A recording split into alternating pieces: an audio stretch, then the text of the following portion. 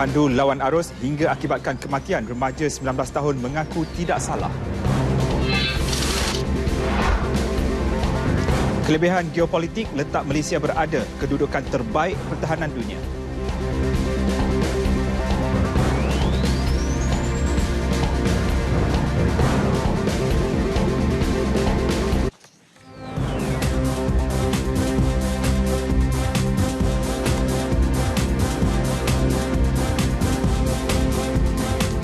Assalamualaikum dan salam satu Malaysia. Ini N5 edisi Jumaat 24 Mac 2017 bersama saya Suhaimi Muhammad, dan seperti biasa saudara, lintas langsung ke negeri-negeri hari ini kita akan mulakan dengan perkembangan berita dari Terengganu bersama rakan penyampai di sana Muhammad Rashidi, Muhammad Isa, dan kemudian kita akan ke Sarawak bersama rakan penyampai Bumawin di RTM Sabah bersama Suran Shah dan Samsiah Samsi di Selangor. Semuanya seketika nanti. Teruskan kesetiaan anda bersama kami dalam N5.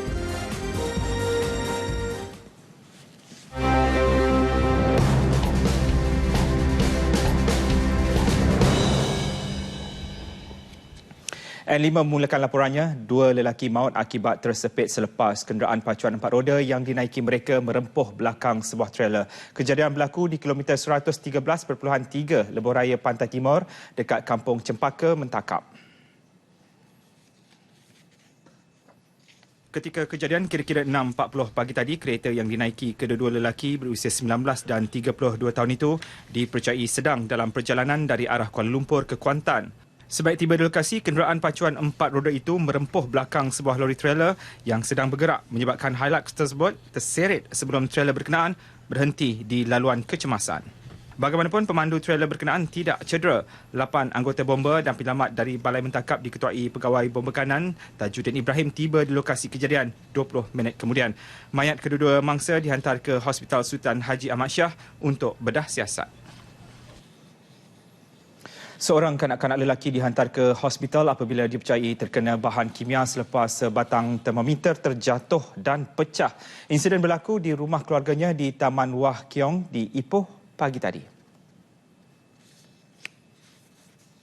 Menurut Ketua Operasi Balai Bomba dan Penyelamat Ipoh, Khamis Harun, Cham Yi Hiang, 9 tahun dibawa ke hospital berdekatan oleh keluarganya untuk pemeriksaan dan rawatan lanjut. Bomba dan Penyelamat Ipoh bergegas ke lokasi kejadian sebaik menerima laporan 8.33 pagi tadi. Tumpahan merkuri ditemui pada pecahan termometer di atas meja sahaja dan pihaknya hanya menabur sulfur sebelum membiarkannya menyerap bahan tersebut. Jabatan Bomba dan Penyelamat kemudiannya membersihkan kawasan terbabit menggunakan cecair peluntur dan operasi tamat 45 minit kemudian. Dan pastinya saudara, laporan seterus ini mengenai apa yang pernah jadi tular sebelum ini. Remaja perempuan yang sebelum ini didakwa mengambil amfetamin ketika memandu secara melawan arus hingga mengakibatkan kemalangan maut sekali lagi dihadapkan ke Mahkamah Magistrate Bukit Mertajam atas tuduhan memandu di bawah pengaruh dadah. Eng Pei Wen, 19 tahun, mengaku tidak bersalah terhadap pertuduhan memandu sebuah kenderaan di bawah pengaruh dadah sehingga menyebabkan kematian Muhammad Fandi Rosli, 26 tahun, di Lebuh Raya Utara Selatan Arah Utara pada 7.50 pagi 14 Mac lepas. Tertuduh yang merupakan model sambilan itu didakwa mengikut Seksyen 44(1)(a) Akta Pengangkutan Jalan 1987. Terdahulu, Timbalan Pendakwa Raya Datuk Razali Ciani menawarkan jaminan RM10,000 dengan 2 penjamin. Peguam Pramjit Singh yang mewakili tertuduh kemudian memohon mahkamah mengurangkan jumlah jaminan atas faktor tertuduh adalah orang kurang upaya dan masih remaja.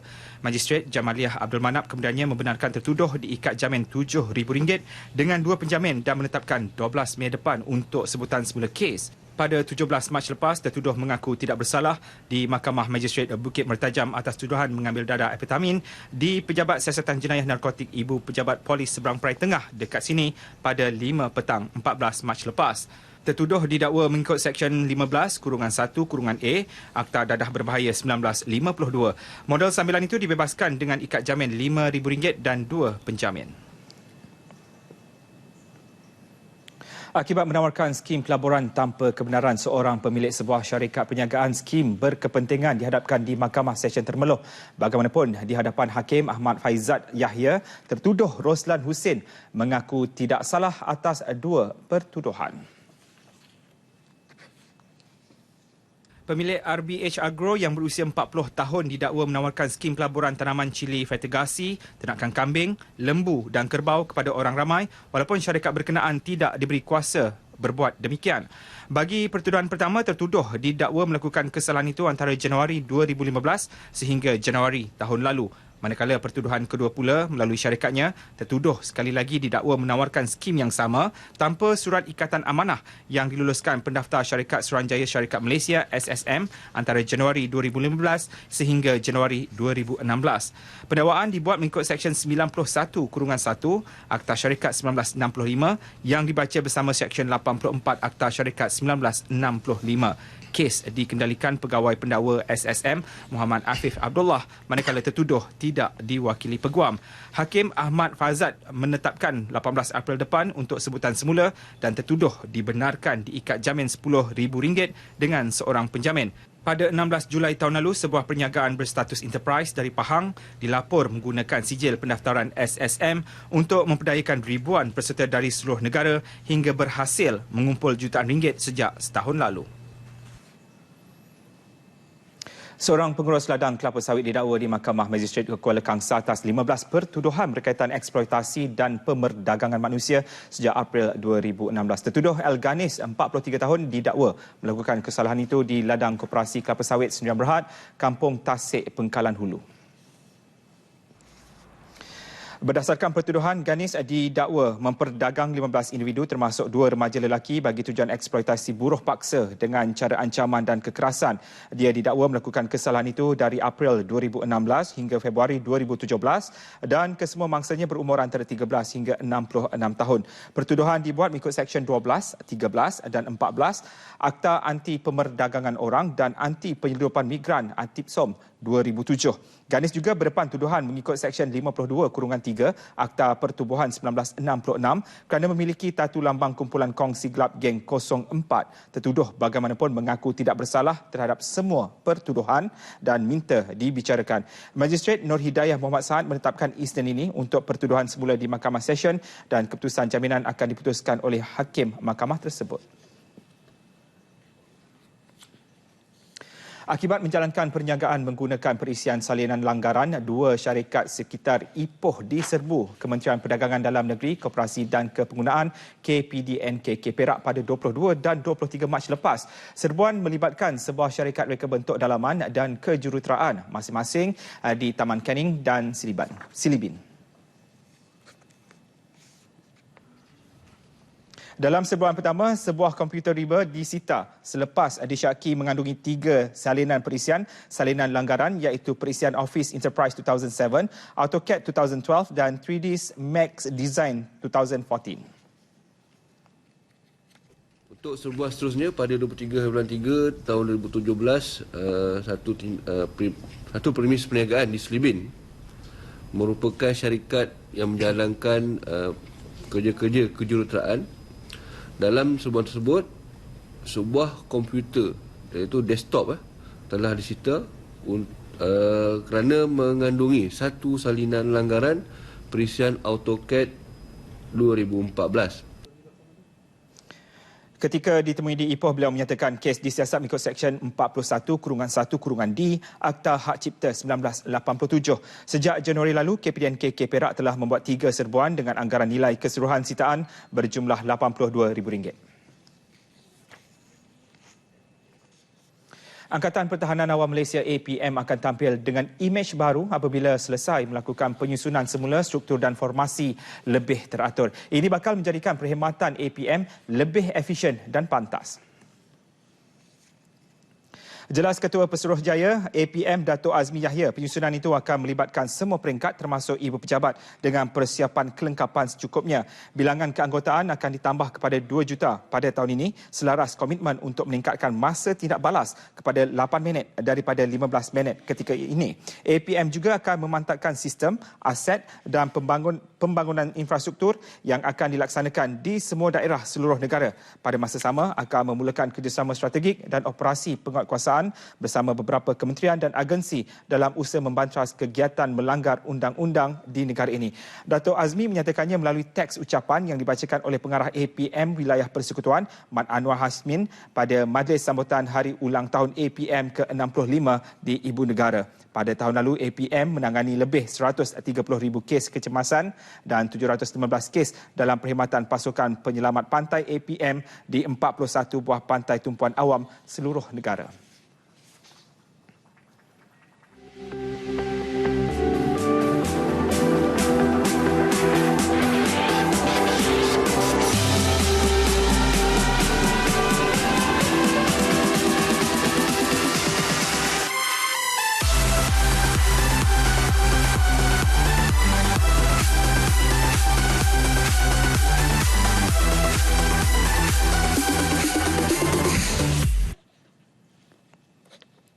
Bersua kembali.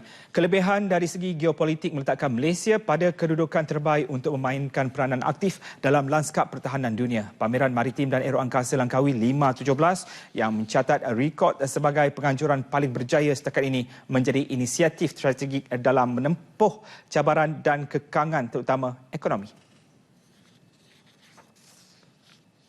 Tetapi yang melegakan partisipasi daripada negara-negara yang melihat Malaysia ini sebagai satu lokasi yang strategik dan bilaterals, perjumpaan mesyuarat dua hala kita dengan menteri-menteri yang hadir menunjukkan bahawa mereka meletakkan harapan dalam konteks kepimpinan Malaysia di rantau ini dan pada masa yang sama untuk kita bekerjasama rapat memikirkan bagaimana kita dapat menyelami geopolitik dan landscape pertahanan dunia yang hari ini cukup mencabar sekali. Kerjasama 5 negara, Indonesia, Turki, Qatar, Pakistan dan Malaysia yang sepakat dalam membantras ancaman bentuk baharu pertahanan dan militan menjadi inisiatif terbaru yang akan memberi impak dalam industri berkenaan.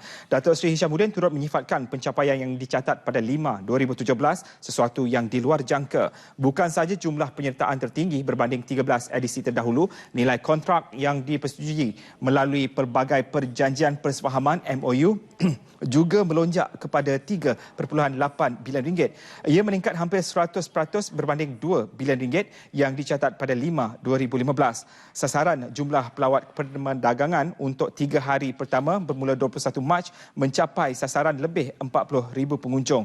Untuk 2 hari berikutnya dijangka lebih 140,000 pengunjung awam akan membanjiri kedua-dua segmen pameran di MIEC dan Resort World Langkawi. Pameran segmen Aeroangkasa 517 mula dibuka kepada pelawat awam di Pusat Pameran Antarabangsa Masuri MIEC hari ini. Ribuan pengunjung mula beratur di sekitar pintu masuk MIEC seawal pukul 8 pagi. Cuti penggal persekolahan dimanfaatkan pelajar dan mahasiswa untuk melihat secara dekat aset-aset pertahanan aeroangkasa dari 36 negara termasuk Malaysia, Indonesia, Rusia, Itali, China dan United Kingdom. Paling dinantikan aksi mendebarkan dan dramatik pasukan aerobatik dan formasi pesawat pejuang di ruang udara Pulau Langkawi yang hanya akan muncul 2 tahun sekali. Juga penampilan pesawat tanpa pemandu UAV iaitu Predator dan pesawat B-1B milik Tentera Udara Amerika Syarikat. I think I'm more into the planes. So after this morning's aero show, I'll be going over to the marina for the ships. Yang rasa macam seronok lah hari ni dengan tengok orang yang ramai, dengan bersesak, membeli tiket rasa tak penat lah, menjadi seronok. Macam makcik ni dengan veteran-veteran semua yang ini, semua adik-adik yang veteran, rasa happy, suka. Here already one day, I just come to visit this international event to see how is it because so many countries banyaklah yang menarik. Setiap tahun pun akan ada yang benda yang menarik. Setiap kali mereka buat akan ada benda yang menarik dan itulah satu kali itu lima ni menjadi daya tarikan lah. Tiada sebarang bayaran dikenakan kepada pelawat berumur di bawah 18 tahun, warga emas dan OKU. Pemilikan aset pertahanan seperti pembelian pesawat untuk kegunaan Tentera Udara Diraja Malaysia TUDM tidak boleh dibuat secara terburu-buru kerana perlu mengambil kira kemampuan keuangan negara. Dan ketika ini, 2 jet tempur pelbagai guna MRCA telah disenarai pendek sebagai pesawat yang dinilai oleh kerajaan untuk menggantikan MiG-29N. Bagaimanapun, tiada tempoh ditetapkan untuk memuktamadkan keputusan berkenaan. Kedua pesawat tersebut kini membuat penampilan sempena Pameran 5 2017. Jadi untuk itu, kita ke Langkawi Kedah bersama Hanem Muhili untuk mendekati salah satu daripadanya. Hanem.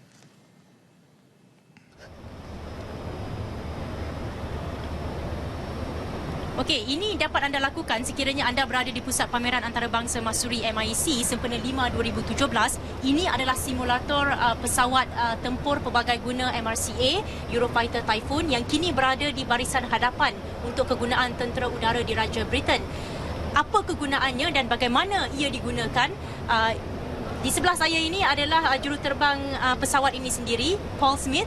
Explain to us a little bit about the simulator that we have here and what exactly does the Typhoon do? Yeah, sure. Well, thank you for asking me to that. We've got the simulator here to show the Malaysian people the power and performance and weapons capability of Typhoon. It really closely reflects the performance of the aircraft. The people, the pilots training get to practice in the simulator exactly what they do in the air, and that's even true for the Royal Air Force and Royal Saudi Air Force guys flying over Iraq and Syria right now on operations. They practice in the simulator the precision-guided munition dropping and the air-to-air tracking of hostile aircraft in the sim exactly that they see in the air for real. This is a swing roll combat aircraft. Yes. Tell us a little bit about the Typhoon itself and why is it called swing roll instead of multi-roll? Yeah, so a multi-roll aircraft can do different missions on different sorties. But the Typhoon swing rolls, so we carry 6 air-to-air missiles and at the same time 8 precision-guided weapons for supporting the Army or the Navy. So in the same sortie, I can do air-to-air and air-to-ground missions or air-to-maritime missions at the same time. And that's because of the sensors on the aircraft and the way that it gives the pilot just the information he needs. And not just for the pilot, but then he shares it to other aircraft. So it would be really great for Malaysia and make your Su-30s and your Hawk aircraft even more powerful and flexible. Interesting. Okey, untuk pengetahuan juga, Eurofighter Typhoon ini salah satu daripada 2 pesawat yang kini dinilai oleh kerajaan untuk pembelian bagi kegunaan Tentera Udara Diraja Malaysia TUDM. Bagaimanapun belum ada satu keputusan dan belum ada tempoh waktu yang akan dimuktamadkan untuk pembelian tersebut. Tetapi ini merupakan satu daripada tarikan di 5 2017 kali ini, bukan sahaja simulator tetapi replika pesawat ini juga ada di perkarangan MIC. Let's just show them a little bit what this simulator can do. Yeah, sure. Ini adalah demonstrasi untuk kegunaan simulator ini. Okay. So on the weapon stick here, I mean, if you push this stick forwards, push that button forwards, then that selects the long-range missiles. Okay. And now you'll see on here that the radar has targeted one of the enemy aircraft, and it's the sensors on the aircraft have worked out that it's an enemy, and that enemy aircraft is at 40 miles. Okay. So the pilot has all the information he needs to carry out the attack. In front of you, you'll see a diamond here, and the square says at the moment these aircraft we don't know whether they're hostile or friendly, but this one we already identified as a hostile. The ranges are unclassified, but you can see that it's a very long-range missile. The target is at 41 miles, and already we're starting to get close where we can engage.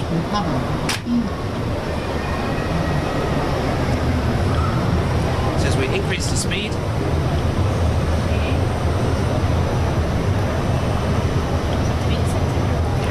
so you put the little cross in the centre, and very soon you'll see that the target is now in range and you get a shoot cue. So if you squeeze the trigger, so there is a shoot cue, squeeze the trigger and you will fire a missile. Perfect. So there goes your Meteor long-range missile. Down in the cockpit you can see information about the target, and you'll see that although the target was at 30 miles, in 50 seconds that missile will hit the target and the enemy aircraft will be destroyed. But not just one at a time, you engage this aircraft, you're also in range to engage the second aircraft. and Typhoon can engage many aircraft at the same time. So one Typhoon is more powerful than many enemy fighters. Okey, untuk pengetahuan juga, ketika ini ada 8 negara termasuk Britain sendiri yang menggunakan Eurofighter Typhoon ini. There are 8 countries currently using the Eurofighter Typhoon, am I right? Yeah, that's right. So 5 in Europe and 3 in the Middle East. Saudi Arabia, Oman and Kuwait have all selected Typhoon, which I think is a great testament to the applicability of the Typhoon both to the Middle East and the Far East. Okay, thank you for the explanation, Paul. Shall we continue doing this? Yeah. Okay, Suhaimi boleh teruskan dengan laporan sementara saya meneruskan dengan pembelajaran dan juga penggunaan simulator ini. Baik, terima kasih Hanem Muhili. Langsung kami bawakan dari Langkawi. Hanem dan juga Lima sebenarnya dah pun sinonim dan juga Hanem pernah mempunyai pengalaman menaiki Sukhoi pada satu ketika dalam penganjuran 5 sebelum ini. Baik, kita beralih ke laporan seterusnya. Perkembangan teknologi pertahanan terkini mewajarkan Malaysia menilai semula keupayaan sistem pertahanan untuk pemantapannya. Raja Muda Perlis Tuanku Syed Faizuddin Putra Jamulail bertitah keupayaan menyeluruh mencakupi pelbagai dimensi penugasan bakal meletakkan Malaysia setanding negara maju. 5.17 boleh dijadikan ukuran serta perbandingan kekuatan juga keupayaan aspek pertahanan Malaysia dengan negara lain. Baginda bertitah demikian selepas mengunjungi 5.17 di Pusat Pameran Antarabangsa Mahsuri Langkawi. Berangkat sama Raja Puan Muda Perlis Tuanku Hajah Lailatul Syarin Akasha Khalil, Tuanku Syed Faizuddin yang juga Komander Regimen 504 Askar Wataniah menegaskan sehubungan itu 5.17 merupakan medan terbaik untuk memilih sistem persenjataan yang sesuai dengan keperluan negara. Tuanku Syed Faizuddin bertitah operasi bantuan bencana dan kemanusiaan menuntut ketiga-tiga perkhidmatan tentera darat, laut dan udara memiliki aset dalam melaksanakan misi dengan berkesan. Saudara, persiapan menghadapi cuaca panas akibat perubahan monsun timur laut kepada monsun barat dan projek rumah baru dan baik pulih rumah di Hulu Terengganu dan Terengganu Tengah menjadi paparan berita dari Kuala Terengganu. Jadi untuk itu, kita bersama Muhammad Rashidi Muhammad Isa di studio berita RTM di Bukit Pak Apil untuk mendapatkan laporannya. Silakan, Rashidi. Terima kasih rakan penyampai di Angkasa Puri. Assalamualaikum dan salam negaraku satu Malaysia. Cuaca panas akibat perubahan monsun timur laut kepada monsun barat daya di negeri-negeri pantai timur Semenanjung ketika ini boleh menyebabkan berlaku kebakaran hutan dan sebagainya. Kemungkinan itu mendorong pasukan Angkatan Pertahanan Awam Malaysia APM bersiap siaga bagi membantu penduduk jika berlaku kejadian tidak diingini. Menurut pengarah APM Negeri Lieutenant Colonel Pertahanan Awam Cik Adam Irrahman, anggota pasukan itu telah diarah bersiap sedia. InsyaAllah kita dari aspek Angkatan Pertahanan Awam, anggota kita bersiap siaga untuk membantu dalam proses-proses jika berlakunya operasi-operasi kebakaran yang mungkin akan diketuai oleh Jabatan Bomba. Kita akan membantu untuk dari segi support tenaga manusia. Beliau ditemui media di Kuala Nerus selepas Majlis Perhimpunan sempena sambutan ulang tahun APM ke-65. Seperti fenomena El Nino tahun lepas, anggota APM dijangka terlibat membantu agensi lain memadamkan kebakaran hutan. Mengenai anggota sukarelawan pasukan itu, APM Terengganu meletakkan sasaran 32,000 anggota di seluruh negeri sehingga pertengahan tahun ini. Sehubungan itu, golongan belia dan bekas calon sijil pelajaran Malaysia SPM digalakkan menyertainya. Kerajaan negeri memperuntukkan RM2 juta bagi membina rumah baharu atau membaik pulih rumah di kawasan Don Ajil sepanjang tahun ini. Bagi peringkat pertama, 10 unit rumah telah dikenal pasti. Untuk dibaik pulih, segera menggunakan peruntukan yang disalurkan menerusi Pejabat Daerah Hulu Terengganu. Mereka yang layak menyertai program itu adalah penduduk setempat yang berdaftar dengan e-Kasih dan proses pembinaannya turut melibatkan masyarakat setempat secara bergotong royong. Antara penerima itu ialah Bedah Ottoman 88 tahun, seorang warga emas yang terlantar sejak sebulan lalu dan kini dijaga cucunya. Bantuan ni saya berbesar hati dan bersyukur sebab ia turun padang. Terima kasih yang amat-amat lah kepada pihak-pihak yang ni, semua-semua pihak yang datang ini. Bedah dikunjungi Adun Ajil Ghazali Taib yang juga Esko Komunikasi Multimedia dan tugas-tugas khas negeri di rumahnya dekat Kampung Lubuk Periuk, Hulu Terengganu. Dengan berbasikal sempena program turun padang ke Mukim Hulu Berang, Ajil Ghazali turut disertai Pegawai Daerah Hulu Terengganu, Azmi Razik. Program turut mendapat kerjasama pelbagai agensi yang dipertanggungjawabkan bagi melaksanakan secara 3 konsep utama. Selain pejabat daerah, program turut mendapat kerjasama MyDam. Kan 3 konsep pertama, kita buat rumah baru pada yang golongan IKASIS tadi. Yang kedua, kita akan membaik pulih di sebahagian rumah melalui kontraktor yang kita lantik. Dan yang ketiga, kita membekal bahan-bahan yang diperlukan seperti batu, semen, kayu, atap dan semua keperluan untuk membaik pulih rumah. Dan di mana konsep rumah itu akan dibuat secara gotong royong oleh masyarakat setempat. Beliau berkata program turun padang ini akan diteruskan secara berkala bagi mengatasi masalah penduduk mengikut keperluan agar setiap masalah dapat diselesaikan semaksimal yang mungkin. Di Dungun pula, Lembaga Kemajuan Terengganu Tengah ke Tengah memperuntukkan RM50,000 untuk membaik pulih sistem pendawaian dan saluran paip di 50 rumah orang miskin. Timbalan Pengerusi Ketengah Datuk Den Adam berkata buat permulaan, program baik pulih itu akan dilakukan di 3 kawasan iaitu Al-Muktafi Bilal Shah, Bukit Besi dan Ketengah Jaya. Ketengah juga akan melaksanakan program susulan bagi memastikan penerima bantuan itu mempunyai keperluan asas seperti perabot dan barangan dapur agar kehidupan mereka lebih selesa. Ini selaras dengan kandak atau tekanan yang diberi oleh Yang Amat Menteri yang hari ini melihat untuk supaya kita dapat menjuarai kandak rakyat yang dikatakan hidup rakyat. Inilah cara-cara, ciri-ciri elemen yang patut kita buat dalam menyelesaikan sedikit sebanyak tekanan yang dihadapi oleh rakyat. Datuk Din yang juga Pegawai Pembangunan Dungun ditemui media pada program Mesra Kasih Bersama Rakyat di Al-Mutafi Bilal Shah Dungun yang turut dihadiri Pengarah Giat Mara Terengganu Wan Ahmad Roslizam Wan Hussein. Melalui program ini, Giat Mara menyediakan 15 pelatih untuk membaik pulih sistem pendawaian elektrik dan saluran paip di 50 rumah tersebut yang dijangka siap sepenuhnya menjelang Ramadan. Antara penerima bantuan awal ialah seorang suri rumah dan ibu kepada 7 anak, Maznah Mat Nur. Kita sebagai rakyat ni terasa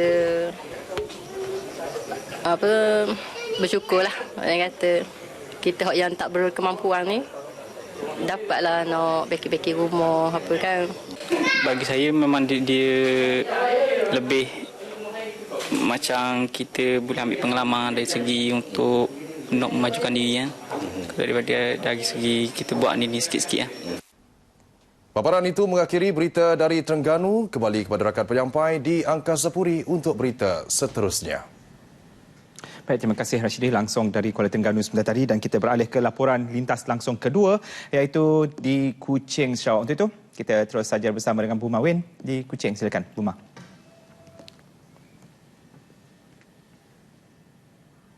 Baik, terima kasih Suhaimi. Selamat sejahtera dan salam satu Malaysia. Di Kuching, gara-gara pertengkaran seorang wanita 25 tahun terbunuh dipercayai oleh teman lelakinya di sebuah bilik sewa pada awal pagi tadi. Mangsa telah ditikam pada bahagian leher oleh suspek juga 25 tahun yang kemudiannya cuba bertindak membunuh diri. Menurut Ketua Jabatan Siasatan Jenayah IPK Sarawak SSC Datuk Dev Kumar, mangsa yang belum didedahkan identitinya bekerja sebagai pembantu jualan di sebuah kedai serba nikah manakala suspek juru jual aksesori kenderaan. Dalam kejadian pada pukul 3 pagi itu, pihaknya percaya pembunuhan itu didorong oleh sifat cemburu melampau suspek. Suspek bagaimanapun telah dikejarkan ke hospital oleh orang awam setelah bertindak mengelal pergelangan tangan, leher dan perutnya. SSC Dato' Dev yang dihubungi pemberita RTM di Kuching mengesahkan kes itu. Suspek yang kini sedang dirawat di Hospital Umum Sarawak akan disiasat di bawah Seksyen 302 Kanun Keseksaan kerana membunuh. Ini merupakan kes bunuh yang ke-6 bagi tahun ini di Sarawak dan semuanya telah berjaya diselesaikan. Kerajaan menerusi pihak bertanggungjawab termasuk Pejabat Ahli Dewan Undangan Negeri kawasan Kemenah akan memastikan pembinaan semula penempatan rumah panjang empaling di Labang Sebauh akan dilakukan secepat mungkin. Ini terutama sekali bagi keselamatan dan keselesaan hampir 100 orang penghuni rumah panjang itu yang terjejas ekoran berlaku pergerakan tanah sejak petang Isnin lalu yang mengakibatkan struktur bangunan rumah panjang itu berisiko untuk runtuh sekaligus terpaksa mengosongkan rumah panjang mereka. Menteri Kemudahan Awam yang juga Adun Kemenah, Datuk Seri Dr. Steven Rundi Utom memaklumkan perkara tersebut semasa ditemui pemberita RTM ketika melakukan lawatan ke lokasi kejadian di Rumah Empaling, Labang. Both have decided to move to the same location, slightly higher ground. So now I think Rumah Empaling has to move earlier because of the incident. And I think we will try to assist them whatever we can do to help them to make not a temporary but the initial part, the back part, probably the kitchen in future, so that they can make they can build a new place for them to stay until the whole longhouse will be complete. Pada Isnin lalu, seramai 86 orang penghuni terdiri daripada 227 penduduk yang berada di rumah panjang itu semasa kejadian, namun tiada berlaku sebarang kemalangan jiwa dilaporkan. 12 buah dapur dari 32 pintu rumah panjang terbabit runtuh ekoran pergerakan tanah yang berlaku kira-kira pukul 3.15 petang. Hasil pemeriksaan dan pemantauan oleh pihak bomba dari Balai Bomba dan Penyelamat Bintulu, rumah panjang yang berusia hampir 50 tahun itu sudah tidak selamat untuk didiami dan perlu dikosongkan segera. Hadir sama ketika tinjauan, Pegawai Daerah Sebauh Desmond Douglas Jerukan dan pihak Jabatan Kerja Raya JKR Bintulu. Menurut Datuk Seri Dr. Steven Rundi lagi, bantuan awal daripada pihak Pejabat Daerah Sebauh, JKR Bintulu dan Jabatan Kebajikan Masyarakat telah dihulurkan sejak hari pertama kejadian. Usaha pembinaan semula penempatan rumah empaling itu akan dibantu oleh pihak Angkatan Tentera Malaysia melalui projek Jiwa Murni.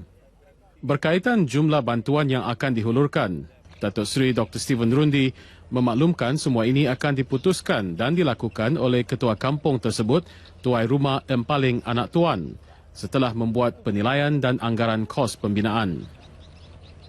Maybe on my part, I will only be able to know how much to give after I know the estimate from them, and they have to get to liaise with the supplier what the amount they required, and for the basic. In fact, it is the single story is quite fast to do, no problem. Sementara itu, beliau mahu setiap pelaksanaan projek pembinaan rumah panjang di seluruh Sarawak supaya mendapatkan nasihat dan pandangan daripada pakar, terutamanya kajian berkaitan keselamatan struktur tanah tapak rumah panjang. Ini bagi mengelakkan kejadian yang tidak diingini daripada berlaku.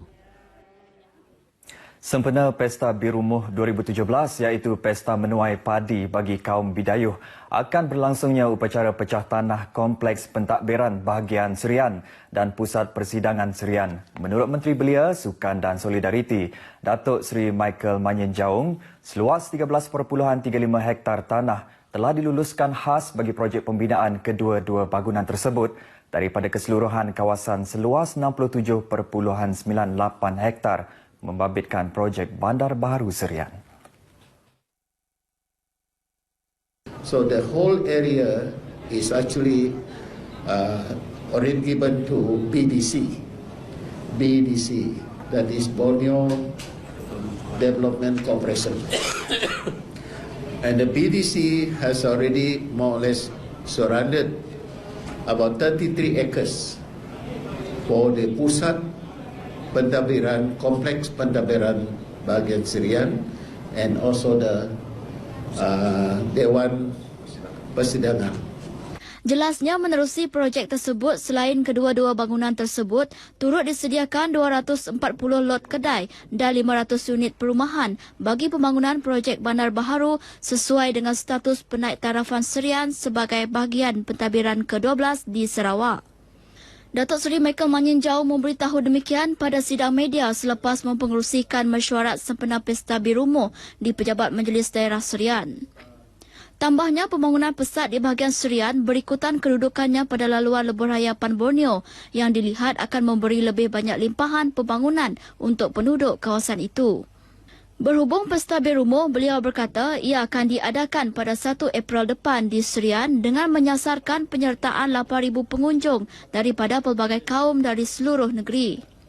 Upacara pecah tanah Kompleks Pentadbiran Pusat Persidangan serta Bandar Baharu Serian serentak dengan perasmian Pesta Birumo akan disempurnakan oleh Ketua Menteri Sarawak, Datuk Ahmad Abang Johari Tun Openg. Bersempena dengan program Kembara Satu Malaysia bahagian Serian, 3 orang warga emas dari Kampung Hulu dan Kampung Hilir di Serian menerima lawatan daripada kaki tangan Jabatan Kebajikan Masyarakat Negeri Sarawak JKMNS dan Jabatan Kesihatan Negeri Sarawak JKNS pagi tadi. Melalui program tersebut, golongan sasar juga turut diagihkan sumbangan barangan keperluan seperti makanan, tilam dan ubat-ubatan. Program kali ini menyaksikan 3 penerima, Joe Hashim 59 tahun dan Jamali Bakar 61 tahun di Kampung Hulu yang merupakan penerima bantuan pesakit terlantar BPT, manakala di Kampung Hilir pula ialah Ot binti Untung 77 tahun penerima bantuan orang tua BOT. Selain daripada itu, ketiga-tiga mereka menerima pemeriksaan kesihatan yang dilakukan oleh pihak JKNS. Program anjuran JKMNS dan JKNS itu bertujuan untuk membantu meringankan beban masyarakat yang memerlukan bantuan dari segi keperluan barangan dan ubatan selain dapat mengeratkan hubungan antara pihak penganjur dengan masyarakat setempat. Program yang bertemakan Ziarah Senyum itu turut dihadiri oleh Pengarah Kebajikan Masyarakat Negeri Sarawak, Abang Syamsuddin Abang Seruji. Baik, setakat ini dahulu berita dari Sarawak untuk N5 petang ini. Berita seterusnya kembali bersama Suhaimi. Silakan. Baik, terima kasih Pemawin langsung dari Kuching, Sarawak. Negeri Sembilan bakal memperkenal sistem e-doket bagi menggantikan sistem manual doket terutama melibatkan pengusaha kuari dan pasir. Menteri Besar Datuk Seri Muhammad Hassan menjelaskan keputusan yang dibuat kerajaan negeri bagi mengelak kerugian hasil berikutan sistem lama boleh dimanipulasi pihak tertentu. Kita akan ubah daripada doket yang dikeluar secara manual di pejabat tanah oleh pengusaha-pengusaha kuari, pengusaha-pengusaha pasir. Kita akan beralih kepada apa yang dipanggil sistem e-doket. Mulai daripada tahun depan, kita mahu supaya terutamanya kepada pengeluar kuari dulu, ya, kerana dia punya bisnes volumenya besar. Mereka perlu ada apa yang dipanggil sebagai mesin penimbang weighbridge sendiri, dan daripada situ kita akan capture terus automatically they capture the weight. Beliau turut yakin sistem baru yang diperkenal itu boleh menutup ketirisan pendapatan kerajaan negeri selain mengelak unsur salah guna kuasa dan rasuah. Perbincangan pelaksanaannya juga kini di peringkat akhir dan dijangka digunakan sepenuhnya hujung tahun ini. Aplikasi e-doket mampu meningkatkan hasil kerajaan selain memastikan hasil kerajaan tidak hilang. Datuk Seri Muhammad bercakap demikian di Seremban. Lebih 91 tuntutan waris penyimpan Skim Simpanan Pendidikan Nasional SSPNI Plus Perbadanan Tabung Pendidikan Tinggi Nasional PTPTN berjaya diselesaikan hingga 15 Mac lalu.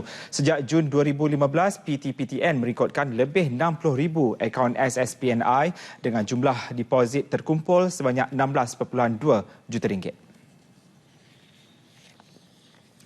Bagi memanfaatkan skim tersebut, waris penyimpan perlu memaklumkan kepada PTPTN tentang kematian pendeposit supaya tuntutan dan manfaat takaful boleh diuruskan. Waris juga boleh menerima khairat kematian yang disediakan skim tersebut. Menurut Timbalan Ketua Eksekutif Bahagian Dasar dan Operasi PTPTN, Mastura Muhammad Khalid, masyarakat kini lebih memahami keperluan menabung dan merancang keuangan sebagai dimensi penting dalam pendidikan tinggi negara. Ia bagi mengurangkan kebergantungan masyarakat kepada pinjaman pendidikan semata-mata.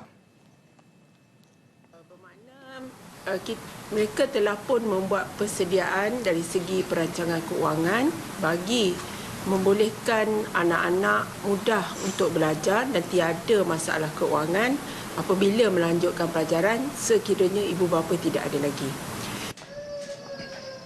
Beliau ditemui media selepas menyerahkan manfaat perlindungan takaful kepada waris mendiang Chai Kwan Boon di Keluang Johor. Mendiang meninggal dunia akibat kanser hidung 8 Januari lalu dan merupakan pendeposit SSPNI Plus pakej Zamrud dengan komitmen bulanan RM200 bagi setiap akaun sejak November 2015. Akaun dibuka untuk 3 anaknya, Chai Bao Yi, 20 tahun, Chai Jing Min, 19 tahun dan Chai Jun Chuen, 14 tahun. Mendiang dilindungi dengan manfaat perlindungan takaful, kematian biasa sebanyak RM120,000 dan khairat kematian diberi pihak PTPTN sebanyak RM7,500 bersama nilai tunai simpanan takaful sebanyak RM180.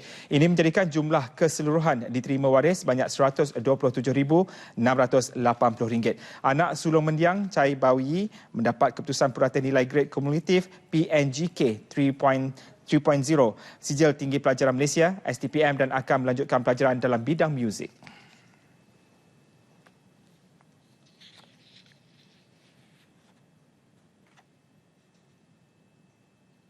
Selepas kematian dia, mak saya baru bagi tahu ada akaun ni. Dia memang nak kami belajar bersungguh-sungguh. So dia buka akaun ni pun tujuan untuk pendidikan kami. Dan N5 kami teruskan dengan lintas langsung seterusnya dari Sabah bersedia di Kota Kinabalu. Soalan sah. Silakan, soalan.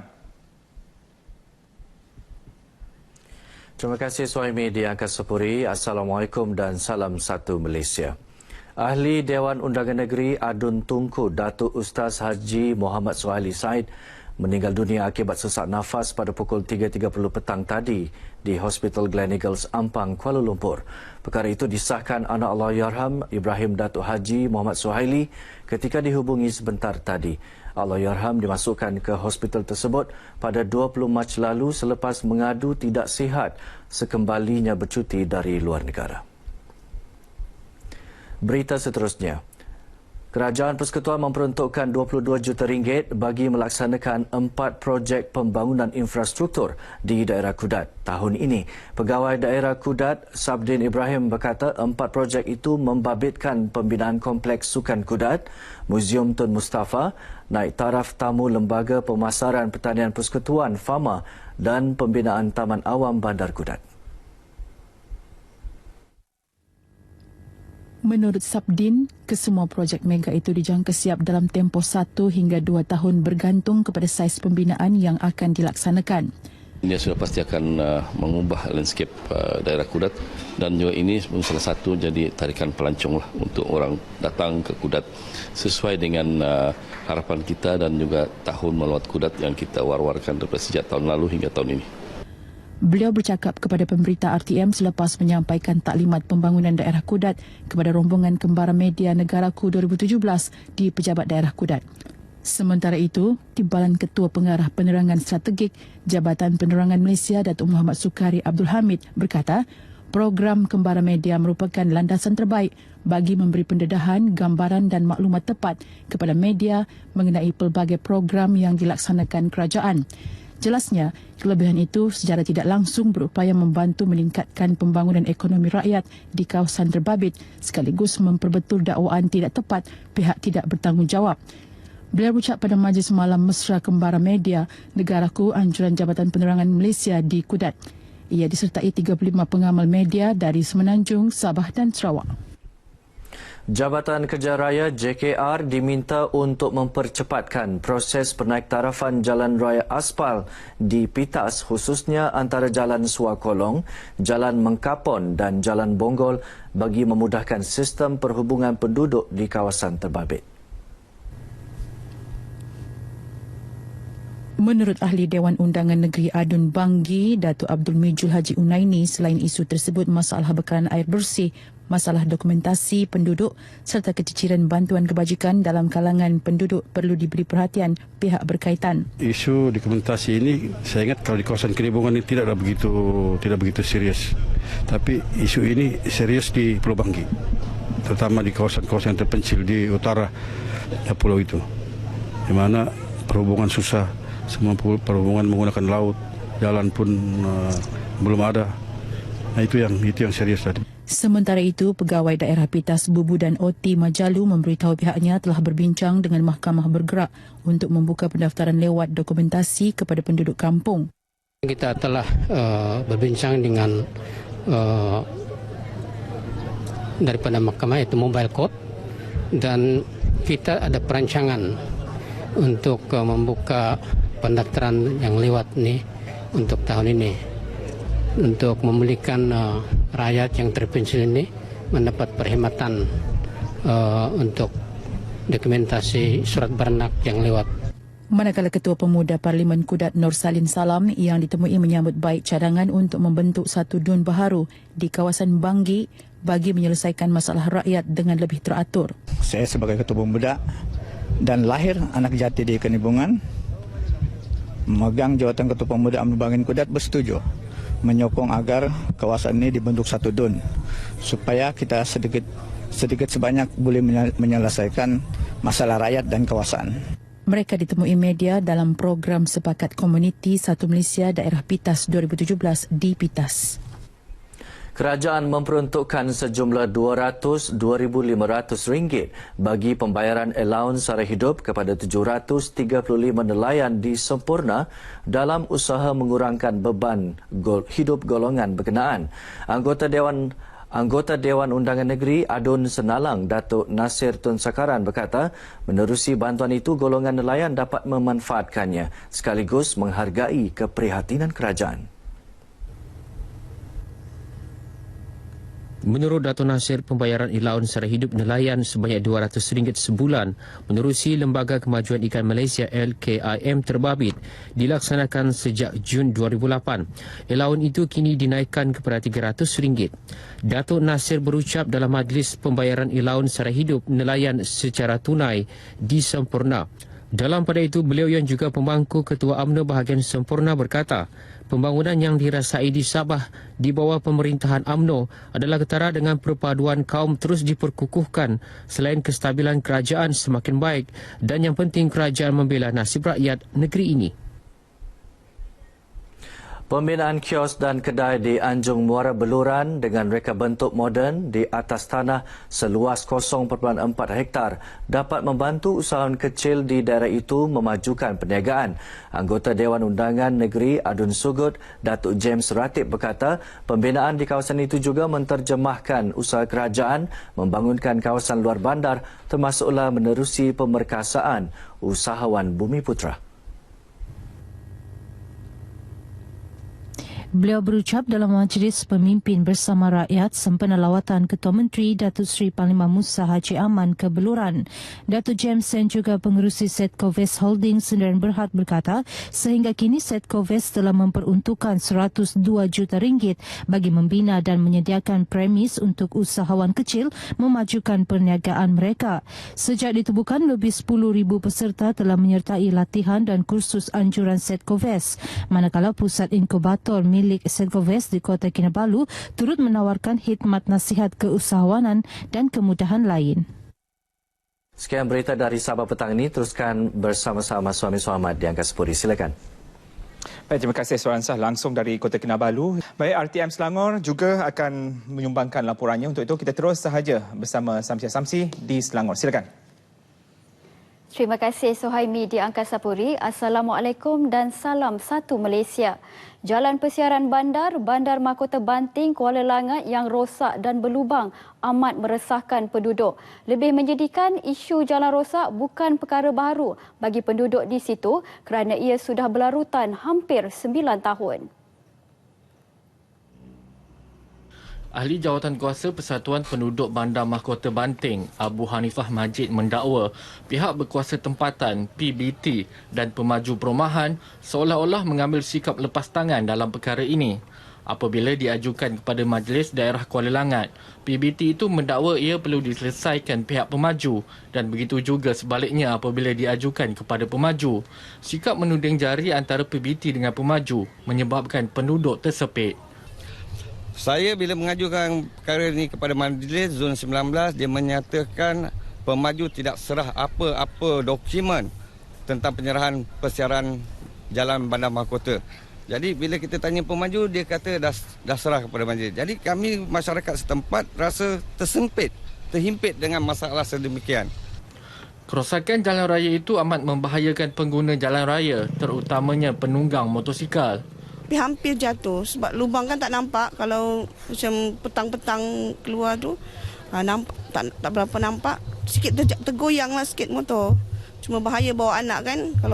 Ketua UMNO bahagian Kuala Langat, Datuk Sulaiman Muhammad Kali, juga berkata masalah itu sudah terlalu lama dan PBT serta pemaju perlu bertanggungjawab menyelesaikannya. Dan saya tak fikirlah developer orang tu sanggup drag bertahun-tahun sebab dia ada melibatkan CF dan sebagainya kan. Macam mana CF boleh keluar kalau pemaju tidak fulfill apa yang majlis hendak. Jadi kita kena tengok balik, kita kena bantulah untuk kepentingan rakyat. Kalau tak ada pun semua susah. Sejak diperkenalkan penghujung 2014, Agro Bazaar Online berjaya memperoleh 1.2 juta ringgit jualan melibatkan 2,500 usahawan Lembaga Pemasaran Pertanian Persekutuan Fama. Kaedah membeli belah terkini itu juga antara lain menawarkan pelbagai diskaun istimewa kepada orang ramai yang menggunakan perkhidmatan berkenaan. Pengarah bahagian pemasaran online, Mustafa Awang mengakui saluran portal berkenaan membantu meluaskan pasaran sedia ada kepada usahawan Fama selain menggalakkan mereka menggunakan perkhidmatan dalam talian. Jadi maknanya semua perniagaan. Ada lagi yang lain. Maknanya buyer tak tahu itu daripada Agro Bazaar Online. Buyer ingat daripada ini. So, buatlah promo sambil-sambil. Sambil-sambil buat berita. Jualan secara dalam talian itu juga banyak membantu usahawan meningkatkan pemasaran perniagaan masing-masing sehingga ke seluruh dunia. Projek Agro Bazaar Online ini amat bagus kerana memberi peluang kami untuk memasarkan produk kami lebih luas. Maksudnya tak perlu kami di satu tempat, maksudnya kami boleh pergi ke Malaysia, ke seluruh negara dan juga ke pasaran luar negara lah. Atakan ni alhamdulillah ada juga pesanan-pesanan daripada luar negara seperti Australia, Brunei, Singapura, Indonesia yang melalui portal Agro Bazaar Online. Bila kita dah masuk Agro Bazaar Online dengan portal yang percuma kan, Agro Bazaar, so kita dapat mempromotkan kita punya produk. Sebab dengan portal percuma, kita dengan usaha kita menyelesaikan produk, pastikan produk tu cukup dan dia punya sale kat situ insya-Allah memang ada peningkatan, berbeza lah 10%, 20% berbeza daripada kita buat sendiri. Bagi anda yang berminat, boleh layari laman web Agro Bazaar Online www.agrobazar.com.my yang menawarkan 5,000 barangan usahawan tempatan Fama. Penganjuran kali kedua Kuala Kubu Baru Glow Run 2017 menarik penyertaan lebih 1,200 peserta. Kesemua mereka mengesahkan penyertaan bagi dua kategori melibatkan jarak sejauh 5 km Fun Run dan 10 km Fit Run malam esok. Timbalan yang di-Pertua Majlis Daerah Hulu Selangor MDHS Azman Dahlan mengakui program diadakan sempena Tahun Melawat Hulu Selangor 2017 menawarkan hadiah keseluruhan mencecah RM3,000. Penganjur juga menyediakan 21 hotel dan inap desa sebagai pilihan para peserta bermalam selepas tamat pertandingan. Acara mendapat kerjasama Green Left bertujuan menyahut saranan kempen 8 Hour selain menarik pengunjung ke daerah Hulu Selangor. Jadi acara larian yang kita adakan ini adalah untuk menarik pengunjung ke Hulu Selangor, khususnya Kuala Kubu Baru, bagi melihat sendiri panorama alam semula jadi kali ini pada waktu malam. Penanda arah bercahaya bakal diletakkan di laluan acara tersebut yang turut melalui kawasan gelap bagi menghidupkan suasana larian dengan kilauan cahaya pada badan atau pakaian peserta. Pihak polis, Jabatan Bomba dan Penyelamat Malaysia dan Tourism Selangor juga terlibat dengan kerjasama ini. Sekian saja sumbangan berita dari RTM Selangor. Kembali kepada Suhaimi di Angkasa Puri. Sam atau Samsi. Terima kasih atas laporan dari Selangor sebentar tadi. Dan seterusnya kita ke Map Malaysia bersama Wan Muhammad Hafiz Hussein untuk laporan cuaca semasa. Baik, terima kasih rakan penyampai dan Kasapuri. Assalamualaikum dan salam satu Malaysia. Informasi cuaca terkini pada petang ini dimulakan dengan melihat corak tiupan angin di rantau negara kita. Dan dapat diperhatikan pada ketika ini angin bertiup daripada pelbagai hala di Semenanjung dan juga di negeri Sabah dan Sarawak dengan kelajuan yang agak lemah, 5 hingga 10 km sejam. Dan dengan keadaan ini, buat masa kini Map Malaysia tidak mengeluarkan sebarang amaran angin kencang setelah bergelora di mana-mana kawasan perairan di rantau negara kita. Seterusnya kita beralih ke paparan gemerada untuk melihat keadaan cuaca dengan lebih terperinci. Dan dapat diperhatikan pada ketika ini hujan berseterbuk petir sedang berlaku dan lebih tertumpu di bahagian utara dan juga tengah Semenanjung Malaysia. Dan keadaan ini dijangkakan akan berlarutan sehingga ke malam nanti. Seterusnya kita beralih ke negeri Sabah dan Sarawak. Di negeri Sabah, hujan berseterbuk petir sedang berlaku di kebanyakan bahagian. Dan keadaan ini dijangkakan akan beransur reda menjelang ke lewat petang nanti. Manakala di negeri Sarawak pula keadaan yang sama juga sedang berlaku. Hujan berseterbuk petir dan keadaan ini dijangkakan akan berlarutan sehingga ke malam. Dan bagi memudahkan segala urusan dan perjalanan pada penonton keesokan hari, kami bawakan anda tinjauan cuaca bandar-bandar utama di seluruh Malaysia. Sekian dari Map Malaysia, saya Wan Hafiz. Assalamualaikum.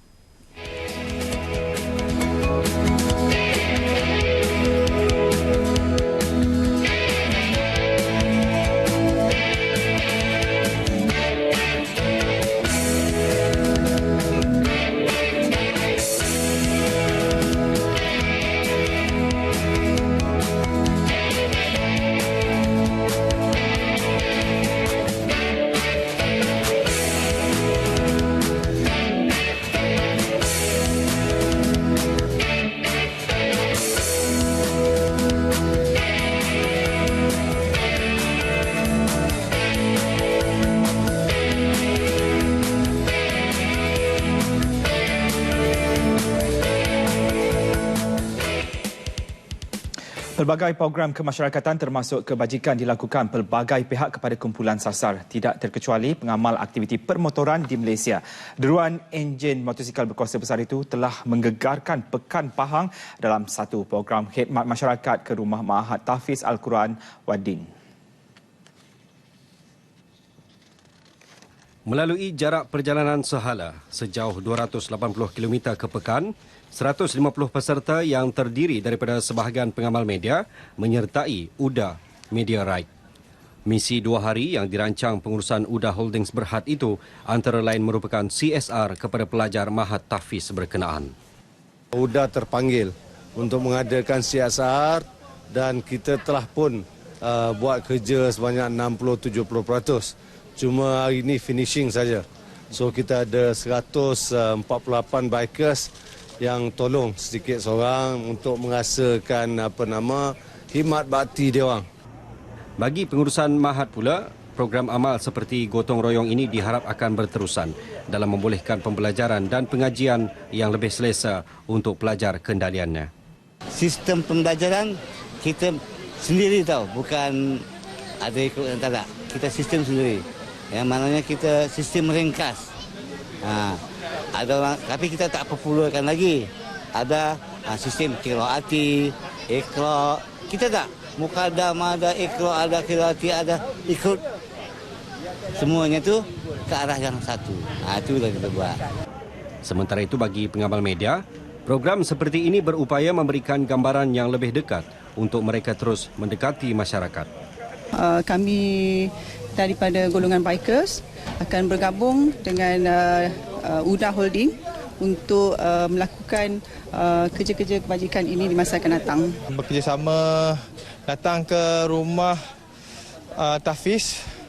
Kita buat program CSR untuk kita sama-sama meraihkan anak-anak yang belajar di sini. InsyaAllah pahalanya kita dikongsi bersama insyaAllah. Tim bikers dipanggil oleh UDA Holdings untuk menjalankan aktiviti kemasyarakatan. Kami merasa bangga dan juga rasa berpuas hati untuk menjalankan program ini.